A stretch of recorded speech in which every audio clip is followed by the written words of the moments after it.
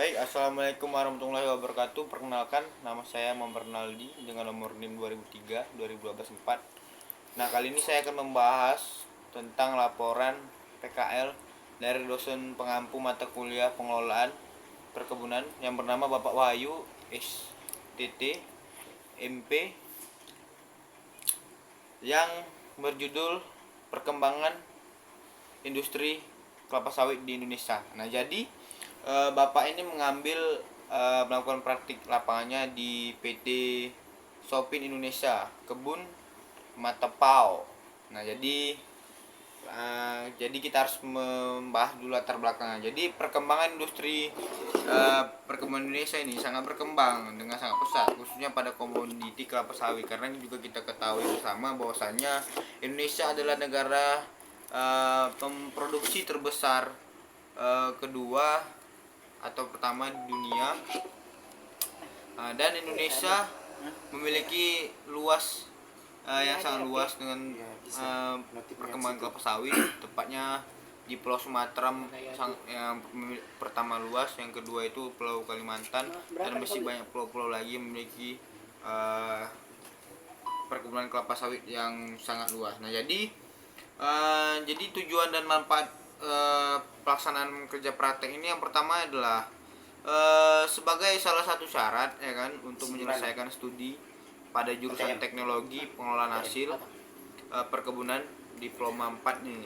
Yang kedua, untuk mempelajari aspek-aspek tentang perusahaan seperti aspek teknis, organisasi, manajemen, dan aspek teknologi.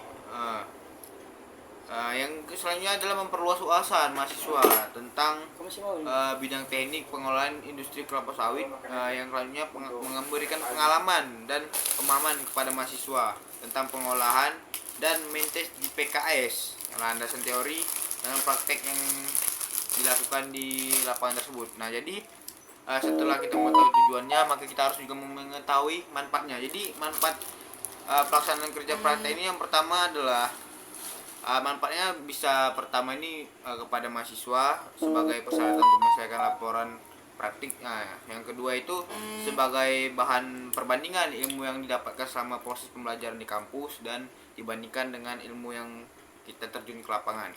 Nah, jadi yang kedua itu ada manfaatnya bagi fakultas. Bagi fakultas ini kan mendapat masukan mengenai ilmu dan teknologi yang belum didapat.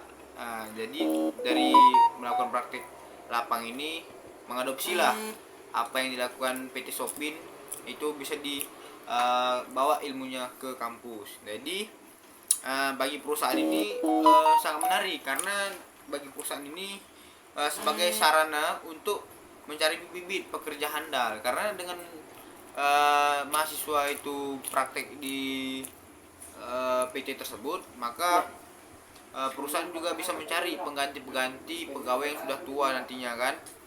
Nah, jadi ruang lingkup masalah ini, ada pun beberapa ruang lingkup perusahaan praktek kerja lapangan PKL adalah sebagai yang pertama struktur organisasi, yang kedua alat dan mesin pengolahan, yang ketiga adalah bahan, yang keempat ada maintenance pabrik, yang kelima ada SDM, yang keenam ada pembangkit energi pabrik. Nah, selanjutnya kita metode pengambilan data. Nah, jadi di laporan ini metode pengambilan datanya ini yang pertama adalah laporan ini disusun dari beberapa sistem yang sering dilaksanakan, yang secara studi literatur. Yang kedua itu pengambilan data berdasarkan pengamatan langsung di lapangan. Yang ketiga itu tanya jawab antara pekerja atau dari mahasiswa ke asisten lapangan atau ke manajernya langsung.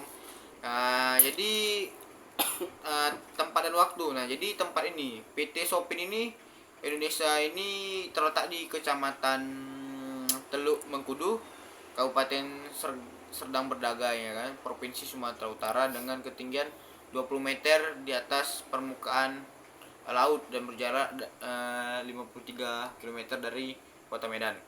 Nah, jadi selanjutnya ini adalah sejarah PT Sopin Indonesia Kebun Matepau. Jadi teman-teman juga bisa lihat di YouTube sejarah PT Sopin ini sangat lama ya, sudah berdiri sejak dari zaman presiden kita yang keberapa itu, dan mesinnya pun sudah banyak terlalu tua. Jadi PT Sop ini adalah PT yang sangat berpengalaman di bidang industri kelapa sawit. Nah, jadi letak geografis tadi sudah saya jelaskan juga kan. Nah, jadi tidak perlu lagi. Yang selanjutnya itu ada sejarah perkembangan kelapa sawit. Nah, jadi sebenarnya tanaman kelapa sawit ini dia di bahasa sainsnya adalah Elaesis guinness jax. Nah, jadi didatangkan ke Indonesia pertama kali oleh pemerintah Hindia Belanda pada masuk penjajahan pada tahun 1848. Jadi 4 benih ditanam di kebun Raya Bogor pada awal tahun 1884. Tanaman kelapa sawit menjadi tanaman hias di sepanjang jalan di Deli, Sumatera Utara. Dari sini kemudian muncul ide membuat perkebunan kelapa sawit berskala besar dengan bibit dari kebun Raya Bogor dan dari Deli Singgal. Maka jenis kelapa sawit Deli Dara pada tahun 1991. Mungkin itu sejarah singkat perkebunan kelapa sawit yang ada di Indonesia. Jadi selanjutnya adalah botani kelapa sawit. Nah, jadi kita harus membahas nih tentang sistematika. Jadi sistematika tanaman kelapa sawit. Yang pertama ini divisi, yang kedua adalah subdivisi, yang ketiga ada kelas, yang keempat ada ordo, yang ketiga ada family, yang keenam ada subfamily, dan selanjutnya ada genus dan ada spesies. Jadi itulah sistematika yang ada di kelapa sawit. Nah, jadi kelapa sawit ini dapat tumbuh dengan baik di daerah tropis di 15 derajat lintang utara sampai 15 derajat lintang selatan. Tanaman ini tumbuh sempurna di ketinggian 0 sampai 500 meter dari permukaan laut. Nah, jadi ada beberapa varietas pembedaan berdasarkan warna kulit buah atau exovat. Nah, jadi yang pertama itu adalah nigrescens. Nah, ini kulitnya nih ungu kehitaman kalau masih muda. Kalau udah matang dia jingga kehitaman. Yang kedua itu ada virescens. Jadi sawit ini dia agak aneh gitu dan jarang juga kita jumpain kan. Nah, dia jadi kulitnya ini hijau kalau masih muda, tapi kalau sudah matang nih berwarna jingga kemerahan. Ujung buahnya itu masak. Nah, selanjutnya itu adalah albescens. Jadi tipe atau spesies sawit ini memiliki warna keputih-putihan ketika dia masih berumur muda, tapi kalau sudah matang dia akan berwarna kuningan, tapi ujungnya ini agak ungu kehitam-hitaman. Nah, jadi itulah beberapa spesies dari kelapa sawit. Nah, jadi jenis kelapa sawit itu berdasarkan ketebalannya ada terbagi beberapa macam. Yang pertama itu Dura, yang kedua ada Pesifera, yang ketiga ada Tenera. Nah, jadi ada 3 macam. Tapi yang paling banyak di Indonesia ini memakai tanaman kelapa sawit itu yang Tenera karena dia memiliki daging yang tebal, jadi pun minyaknya tinggi. Jadi masyarakat atau petani atau perkebunan lebih menyukai buah sejenis Tenera ini. Jadi poin industri kelapa sawit. Nah, jadi langsung aja kita ke sistematika manajemen Sopindo. Nah, jadi dalam mengembangkan bisnisnya, PT Sopindo ini berkomitmen untuk menerapkan standar sistem manajemen yang berlaku baik nasional maupun internasional. Jadi manajemen yang dikeluarkan oleh International Organizer for Standardization atau yang biasa kita ketahui ISO. Nah, yang selanjutnya adalah struktur organisasi PT Sopindo. Yang pertama itu ada pengurus atau pengurus administrasi lah kan. Yang kedua itu adalah asisten divisi atau asisten updealing. Jadi asisten updealing itu yang mengurusi tentang kelapa sawit yang berada di lapangan. Jadi mengawasi pekerja-pekerja seperti mandor dan lain-lain. Nah, selanjutnya ada tekniker 1. Jadi bertanggung jawab nih atas pengolahan kelapa sawit. Yang kedua itu adalah tekniker 2, bertugas mengawasi kegiatan yang terjadi di pabrik kelapa sawit, seperti ada listriknya padam, mesinnya padam. Yang ketiga adalah kepala tata usaha ATU. Jadi membawahi bagian pembukuan, keuangan, bertanggung jawab asas penyelenggaraan administrasi perkebunan. Jadi untuk mendukung kelancaran pengoperasian, pabrik PKS Matepau mempunyai tenaga kerjanya sebanyak 233 orang. Jadi cukup banyak ya para pekerjaan di PT Sopindo ini. Nah, jadi selanjutnya kita akan membahas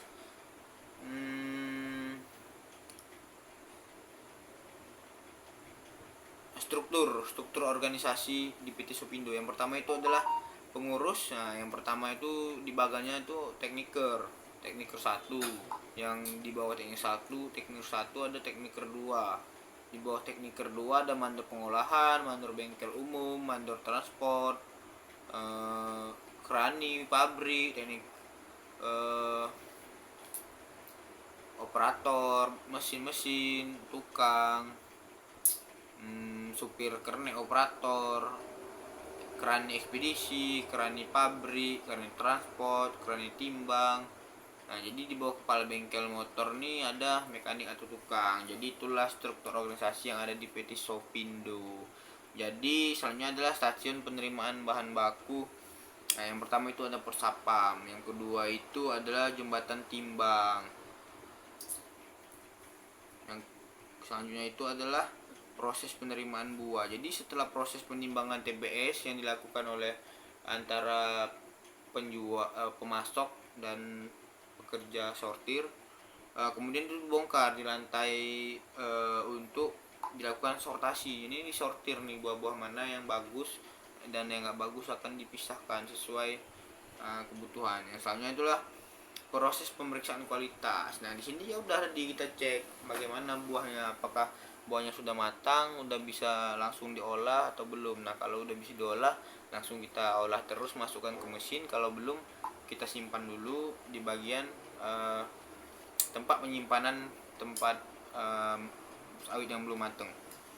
Nah, yang selanjutnya adalah Elevator Fluid Fresh Buns atau PIB. Jadi ini berguna nih untuk meningkatkan TBS dari lantai peron berjalan rebusan. Jadi jumlah elevator ini terpasang yang digunakan pada pabrik PT Sopindo ada 3 unit. Salah satu elevator ini melayani pengisian 3 berjalan rebusan.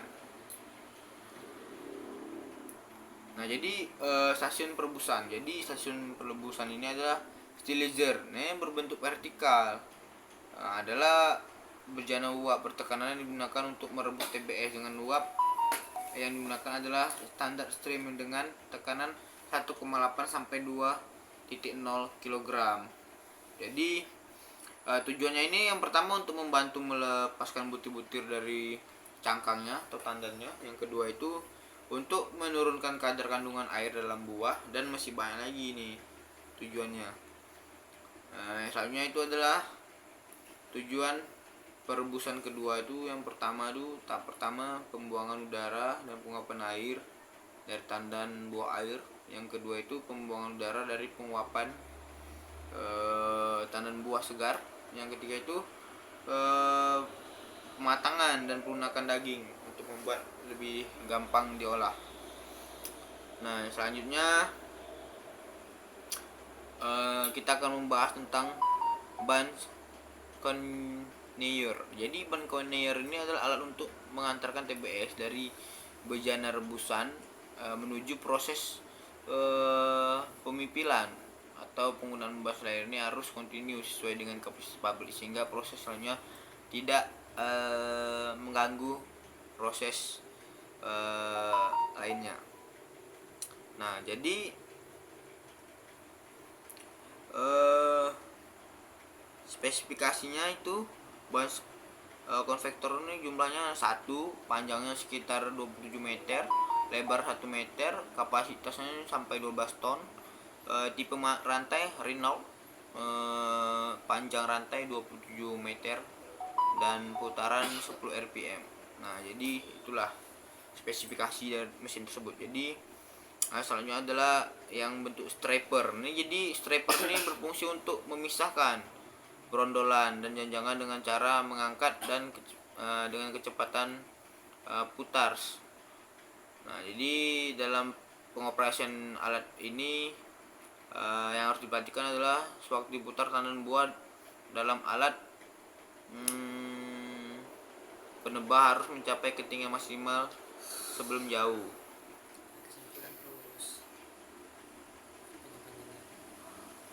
Jadi yang selanjutnya ada koyektor under. Jadi ini terletak tepat berada di bawah drum stripper. Ini berfungsi untuk menampung brondolan yang telah terpipil oleh drum stripper.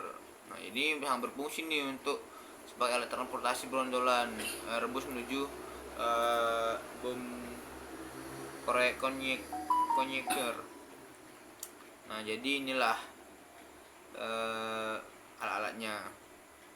Yang selanjutnya adalah ada bottom cross connector, ampli band connector, ada MPT band Hoover, ada fretless reflector, ada cross connector, two gester, ada digester, ada pengempasan atau bahasa Inggrisnya zero press, ada oil gutter, ada. Nah, jadi itulah.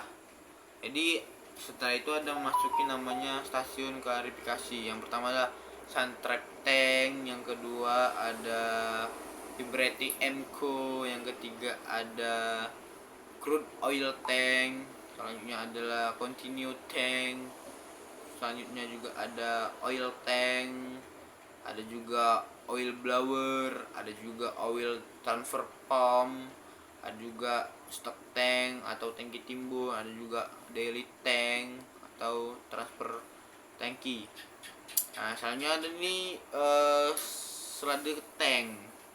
Selanjutnya juga adalah decanter, lalu juga ada soil connector dan soil holder, ada water close tank, ada sludge pressure high speed, ada juga monotank, biscan tank.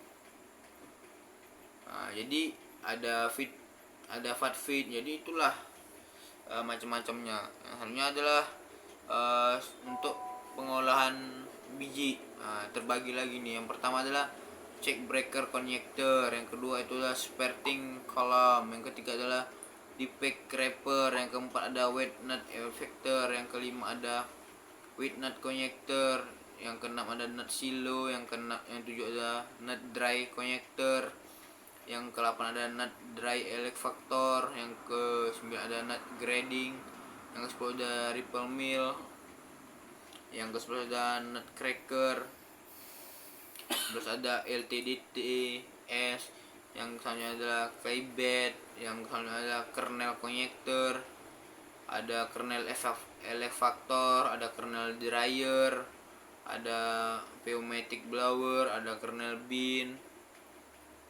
ada shell grading, ada horizontal shell connector dan diagonal shell connector. Nah, jadi stasiun boiler. Jadi boiler adalah bejana bertekanan yang dihasilkan oleh daya penguapan air yang ada di dalamnya yang dipanaskan secara terus menerus. Biasa boiler ini disebut juga sebagai penghasil uap. Menurut tekanan kerjanya boiler ini dikategorikan menjadi 5 kelas. Yang pertama itu low pressure. Jadi tekanannya 2 sampai 16 kg. Yang kedua adalah medium pressure. Jadi tekanannya 17 sampai 30 kg. Yang ketiga adalah high pressure. Jadi tekanannya sangat tinggi, 31 sampai 140 kg. Ada lagi super high pressure dan super critical pressure yang paling tinggi, bisa mencapai 256 gram. Nah, jadi menurut penggunaan pipanya, boiler dibagi atas 3 kelas. Yang pertama fire tube boiler, yang kedua combi boiler, yang ketiga water boiler. Nah, jadi sumber air yang digunakan dari boiler ini untuk menghasilkan uap air untuk proses pengolahan PT Sopindo Matapau. Nah, berasal dari sumur ini, air dari sumur ini juga digunakan untuk keperluan domestik, diantaranya untuk suplai air ke rumah karyawan dan pegawai yang bekerja di PT Sopindo. Nah, jadi juga ada water tower. Nah, water tower yang selanjutnya adalah kamar mesin. Jadi pembangkit listrik atau power plant. Nah, yang selanjutnya juga ada stasiun pengolahan limbah. Jadi di dalam stasiun pengolahan limbah ini pun terbagi-bagi lagi. Yang pertama adalah uh, effluent treatment. Jadi fungsinya adalah untuk menetralisir parameter limbah pengolahan yang masih terkandung dalam cairan limbah sebelum dibuang ke perairan umum. Nah, jadi tujuan pengolahan limbah adalah menghilangkan bahan terapung dan terpensi. Yang kedua, mengolah bahan organik yang majemuk. Nah, jadi selanjutnya adalah tahapan-tahapan pengolahan dan pengendalian limbah. Yang pertama itu pendinginan. Jadi limbah cair ini yang telah dikutip minyaknya pada oil trap ini mempunyai karakteristik yang sangat pH-nya ini 4 sampai 4,5, suhunya 70 sampai 80 derajat. Yang kedua adalah pengasaman. Jadi setelah dari menara atau kolom pendingin, limbah akan mengalir ke kolam pengasaman yang berfungsi sebagai proses fragmentasi. Yang selanjutnya adalah resirkulasi. Nah, jadi selanjutnya adalah proses aerobik. Dalam kolam limbah ini mengalir ke kolam aerobik primer karena pH dari kolam pengasaman masih rendah, maka limbah harus dinetralkan dengan cara menampungnya dengan limbah keluaran. Selanjutnya adalah proses fakultatif. Proses terjadi adalah proses penonaktifkan bakteri aerobik dan fragmentasi proses aerobik. Jadi aktivitasnya dapat diketahui dengan indikasi pada permukaan kolam tidak dijumpai dan cairan tampak hijau-hijauan. Selanjutnya adalah proses aerobik. Ya, hampir mirip-mirip juga ini.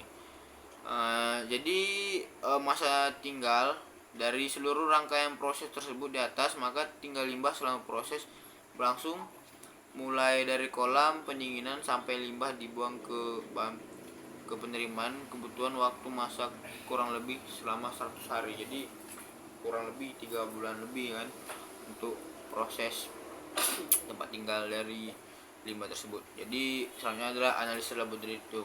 Yang pertama itu adalah pemeriksaan mutu TBS. Jadi ini harus kita lakukan untuk menjaga kualitas mutu dari tanam buah segar kita untuk memenuhi standar internasional dan maupun nasional. Yang kedua adalah pengendalian losses. Jadi losses ini yang terjadi pada proses pengolahan di PKS adalah losses pada stasiun perebusan saja berupa oil loss pada air kondensat. Yang selanjutnya adalah pengendalian mutu proses.